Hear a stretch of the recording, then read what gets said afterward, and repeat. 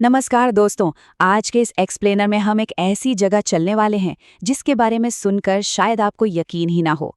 आज का विषय है दिल्ली का आनंद धाम आश्रम। देखिए, ये कोई आम आश्रम नहीं है, बल्कि एक ऐसा विशाल स्पिरिचुअल कॉम्प्लेक्स है जिसने पूरे भारत के सबसे बड़े तीर्थ स्थलों को बस एक ही जगह पर समेट लिया है।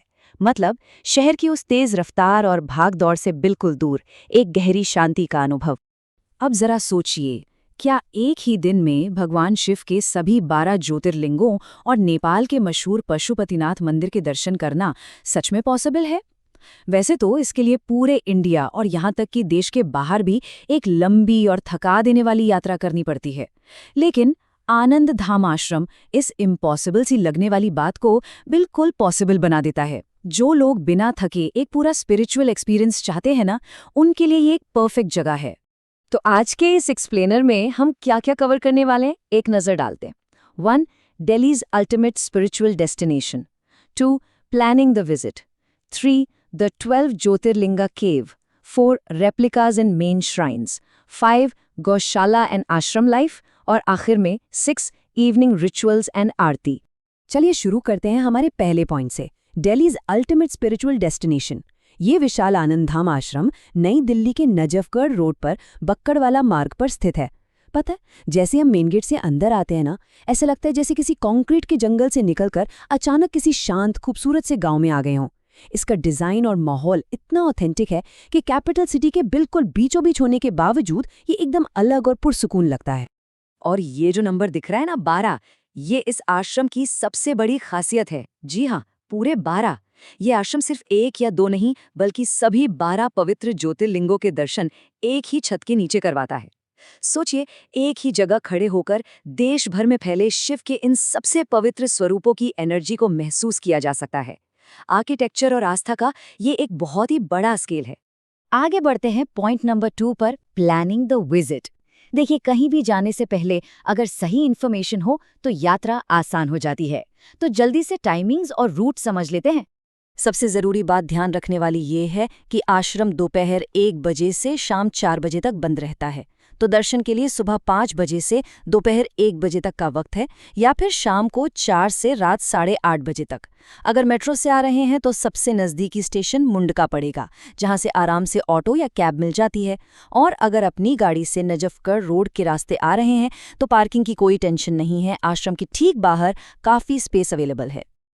अब आते हैं पॉइंट नंबर 3 पर, द 12 ज्योतिर्लिंगा केव, जिसे शिव वरदान तीर्थ भी कहा जाता है। ये ना एक स्पेशली डिजाइंड इनडोर गुफा है। इसको अंदर से इस तरह बनाया गया है कि एंट्री लेते ही बिल्कुल वैसा फील आता है जैसे आप किसी पुराने पहाड़ी मंदिर में आ गए हों। बहुत ही अलग और मिस्टिकल सा अनुभव होता है। इस गुफा के अंदर वाकई एक अलग दुनिया बसी है।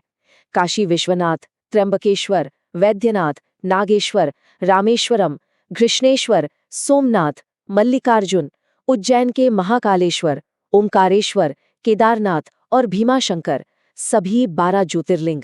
और खास बात यह है कि हर ज्योतिर्लिंग के पीछे उस असली मंदिर की वैसी ही बनावट बनाई गई है। तो वहां खड़े होकर सच में यही लगता है कि हम महाराष्ट्र, गुजरात, उत्तराखंड या साउथ इंडिया की यात्रा पर हैं। और रुकिए, बात यहाँ खत्म नहीं होती। इस गुफा में सिर्फ ज्योतिर्लिंग ही नहीं है, बल्कि धन के देवता भगवान कुबेर, शिवजी के पुत्र कार्तिकेय और साउथ इंडिया में पूजनीय श्री वेंकटेश बालाजी के दर्शन भी होते हैं। साथ ही गरुड़ देव और माता लक्ष्मी की मूर्तियां भी हैं, जो इस पूरे स्पिरिचुअल एक्सपीरियंस को और भी बड़ा और कंप्लीट बना देती हैं। चलिए, अब उस शांत गुफा से बाहर खुले आसमान की तरफ आते हैं। Point number 4, replicas and main shrines. यहाँ की बनावट आसमान को छूती हुई नजर आती है। यहाँ आश्रम में काफी विशाल रेप्लिकाज और मंदिर बनाए गए हैं। अब ये नंबर 1 बहुत ही रेयर चीज की तरफ इशारा कर रहा है। देखिए, नेपाल के बाहर शायद ये ऐसी अकेली जगह होगी जहाँ नेपाल के मशहूर पशुपतिनाथ मंदिर की इतनी सटीक और बड़ी रेप्लिका बनाई गई है। मंदिर के ठीक सामने नंदी महाराज की एक विशाल मूर्ति भी है। ये इतनी आकर्षक है कि लोग आकर उनके कानों में अपनी मनोकामनाएं बोलते हैं, क्योंकि ऐसा माना जाता है कि नंदी जी हमारी आवाज सीधे शिवजी तक पहुंचाते हैं। वहीं पास में ही एक और अनोखा नजारा दिखेगा, सुमेरु पर्वत और मानसरोवर लेक की रेप्लिका। सुमेरु पर्वत एक काफी बड़ा पहाड़ जैसा स्ट्रक्चर है, जिसके टॉप पर शिवजी और माता पार्वती बैठे हैं और ठीक सामने मानसरोवर झील बनी है, जहां से कैलाश पर्वत का व्यू भी मिलता है।